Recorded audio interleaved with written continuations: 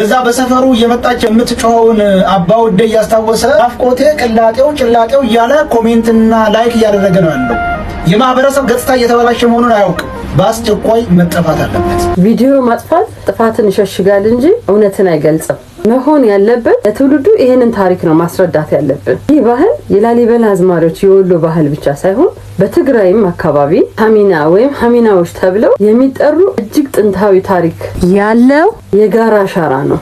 አመጣጡም በ12ኛው ክፍለ ዘመን በዛጉዌ ስርወ መንግስት በንጉስ ላሊበላ ዘመን ነው። በወቅቱ የስጋ ደዌ በሽታ ያለባቸው ሰዎች ወደ ማህበረሰቡ እንዳያጋቡ ተገል ይኖሩ ስለነበረ ንጉሱ ሌሊት እየተነሱ ባለጸጋዎች የሚኖሩበት አካባቢ ላይ በመሄድ በማወደስ ከነሱ በሚቀበሉት ሽልማት እንዲተዳደሩ ታዘዙ ሰብአዊ ስርዓት ነበር። ለነገሩ ይሄ ጉዳይ ስርዓት ብቻ ሳይሆን ህግም ሆኖ ነበር። በሌሊት ወጥተው ሰውን ካላመሰገኑና ካላወደሱ በስጋ ደዌ በሽታ ትመታላችሁ የሚል ማህበራዊ ግዴታ ትዕዛዝም ነበረው። ይህ ስርዓት አሁንም ድረስ በአንዳንድ ቦታዎች ላይ አለ። ነገር ግን ይህንን ባህል አሁንም ሰዎች ወደውት ሳይሆን በአንዳንድ ገጠራማ ቦታዎች ላይ አሁንም መገለሉ ስላለ የዕለት ጉርስ ለመሸፈን ይጠቀሙበታል። በአጭሩ የታሪኩ አመጣጥ ይሄ ነው። ወደ ጽጌ ቪዲዮ ደግሞ ስንመለስ አንዳንዶች ባህሉን አንቋሻለች በሚል ቃውሞ አንስተዋል። አንዳንዶች ደግሞ ትክክል ናት የሚልም አለ። ጽጌ በራሷ ድምጽ ሳይሆን የሰራችው ጎሳዬ ተስፋዬ በክብር የተጠቀመበትን ሙዚቃ በቪዲዮ መልክ ነው የሰራችው። ግን እዚህ ጋር ጥያቄ የሚያስነሳው የቪዲዮ ዓላማ ክሊፑን መስራት ነው ወይስ ደግሞ የባህሉን ባለቤት ለማሳነስ ለማጣጣልና መሳለቂያ ለማድረግ ነው? ጽጌ መልሱ ያለው አንቺ ጋር ነው። ምን የሚባል አባባል አለ መሰለሽ? የማያውቁትን ታሪክ ለቀልድ መንካት የእሳት ፍም በልብስ ቋጥሮ እንደ መጫወት ያህል ያቃጥላል ይባላልና ለምትሰሩት ነገር መጀመሪያ የታሪኩን አመጣጥ ማወቅ መገንዘብ አለባችሁ። ሌላው ደግሞ ወሎን ሰደበች አሰደበች ብላችሁ በጣም የተበሳጫችሁ ብዙ ቪዲዮ የሰራችሁባት አላችሁ። አስተውሉ። በአንድ ታሪክ አላዋቂ ወይም ኮሜንት ሰጪዎች ጥላቻ ምክንያት የወሎ ህዝብ ክብር ቅንጣት ታክል አይቀንስም እና በንዴት የምትሳደቡ ሰዎች አትሳደቡ። ስድብ መፍትሄ አይደለምና ታሪኩን በማስተማር መሆን አለበት። ስድብ ባህልን አያነጻም፣ ፍቅር ግን ክብርን ይመልሳል። ምን ይባላል መሰላችሁ? ስለ ወሎ ክብርና ደግነት ለማውራት ልብህን ከክፋት አይምሮህን ከጥላቻ ማጽዳት ይቀድማል ይባላል።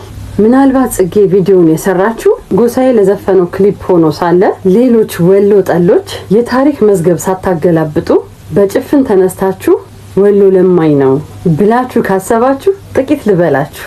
ወሎን መሳደብ የታሪክ መሀይምነት ብቻ ሳይሆን የራስን ማንነት ማዋረድ ነው። ምክንያቱም ወሎ የሀገር ውበት፣ የቅርስ መዘክር፣ የፍቅር ማማ፣ የቅኔ የዜማ ማህደር፣ የቅኝት ፈጣሪ፣ የጀግኖች አጥር፣ የመቻቻል ተምሳሌ ናት። የኢትዮጵያ ሉዓላዊነት የተረጋገጠበት ትልቁ የድል ታሪካችን የተጻፈበት የነጻነት ውል የተፈረመባት የታሪክ እምብርት ወሎ መሆኗን ዘንግታችሁት ነው? አቁሙ ባካችሁ። ሀገርን በታሪክና በባህል የመገበ ህዝብ እንዲህ ማቃለል የቆሙበትን ምሰሶ በክብሪት እንደመጫር ያህል ነው። ስለዚህ አስተውሉ። ወሎ የዲፕሎማሲ እምብርትና የነጻነት ውል ማህደር እንጂ የልመና ተምሳሌት አይደለች። እና ደግሞ በጽጌ ቪዲዮ የምትበሳጩ የምትናደዱ ምን ያናድዳቸዋል? ወሎን የማያውቅ ሰው ነው እንደዚህ የሚለው። የሚያውቃት እኮ እየመሰከሩላት ነው። እና ቪዲዮን አውርጂ ማለት ደግሞ ተገቢ አይደለም።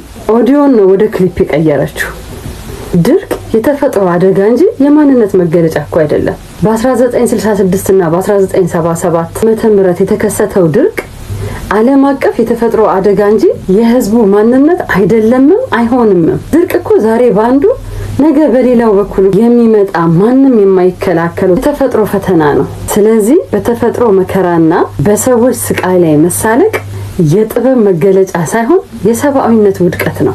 እባካችሁ ይዘት ፈጣሪዎች ደግሞ ጥንቃቄ አድርጉ።